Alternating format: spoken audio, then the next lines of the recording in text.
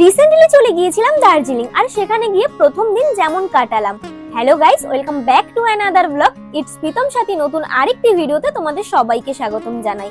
NJP মানে new Jalpaiguri পৌঁছানোর পর ওখান থেকে বাইক রেন্টে নিয়ে রওনা দিলাম পাহাড়ের উদ্দেশ্যে।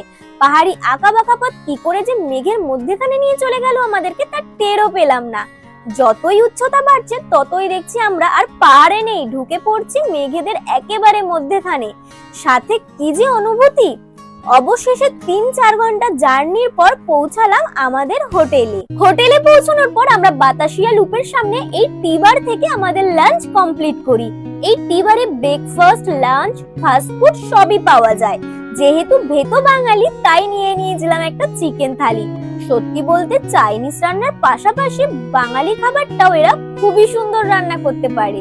এই চিকেন থালিটার দাম পড়েছিল কিন্তু 200 টাকা, যেখানে 2 পিস চিকেন ছিল, ডাল ছিল, পাঁপড় ভাজা ছিল, ফুলকপির তরকারি ছিল, চাটনি ছিল, বরবটি ভাজা ছিল। পুরো ঘরোয়া খাবারের একটা স্বাদ পেলাম এই রান্না থেকে। প্রীতম নিয়ে নিয়েছিল চিকেন চাউমিন, যেটাতে আমিও একটু ভাগ বসিয়েছিলাম। চাইনিজ খাবারের তো কোনো কথাই হবে না পাহাড়ে, খুবই ভালো। ইভেন এই চাটনিটাও কিন্তু পাহাড়িদের নিজের হাতে বানানো, পুরো হোমমেড, যেটা দিয়ে চিকেন চাউটা কিন্তু পুরো জমে যাচ্ছে একদম।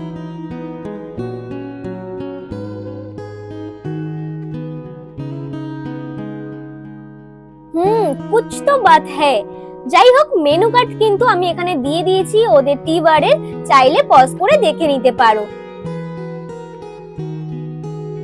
খাওয়া দাওয়া কমপ্লিট করে 50 টাকা করে টিকিট কেটে ঢুকে পড়ি গোর্খা ওয়ার মেমোরিয়াল বাতাসিয়া লুপে। আর দেখতেই পাচ্ছ প্রচন্ড পরিমাণে কিন্তু আজকে হাওয়া বইছে পাহাড়ের সাথে, কিন্তু বৃষ্টিও রয়েছে। ওয়েদারের কথা কিছু বলা যায় না। যাই হোক, দেখতেই পাচ্ছ আমরা কিন্তু ঢুকে পড়েছি। ঢুকেই কিন্তু চারিপাশে শুধু ফ্লাওয়ার গার্ডেন, বিশাল বড় একটা ইন্ডিয়ান ফ্ল্যাগ, আর সাথে কিন্তু দার্জিলিং এর পোশাকও এখানে ভাড়া পাওয়া যায়। চাইলে কিন্তু তোমরা পরে এই আই লাভ দার্জিলিং এর সামনে দাঁড়িয়ে ফটোশুটও করতে পারো। আর পুরো মেমোরিয়ালটা ঘুরে দেখার জন্য তোমরা টয় ট্রেনেও চাপতে পারো।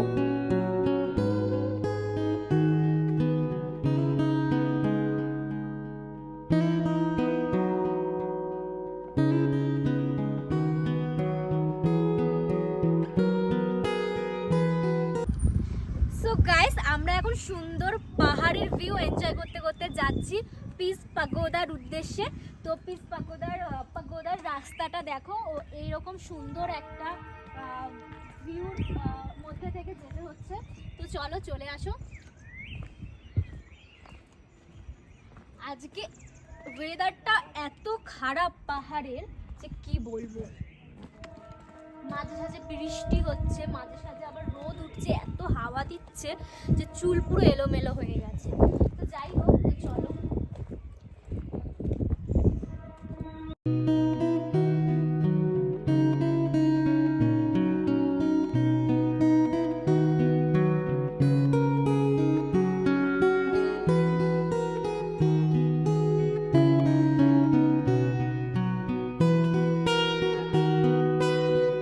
পাহাড়ের ওয়েদারটা যেহেতু আজকে ভালো না, পিস পাকোড়া যাওয়ার পথে এই সুন্দর পাহাড়ি ফুলেদের মাঝে ছবি তুলতে তুলতে হঠাৎ দুর্যোগ শুরু হয়ে যাওয়ায় পুরো অন্ধকার হয়ে যায়। সেহেতু তোমাদের পিস পাকোড়ার জাপানিজ টেম্পলটা ঘুরে দেখাতে পারলাম না। নেক্সট ডে কোথায় কোথায় যাব সবটাই তোমাদেরকে শেয়ার করব। আজকের ভিডিওটা এখানেই শেষ করছি। ভালো লাগলে পাশে থাকবে, লাইক কমেন্ট করে। দেখা হবে আবার পরের ভিডিও নিয়ে। টাটা।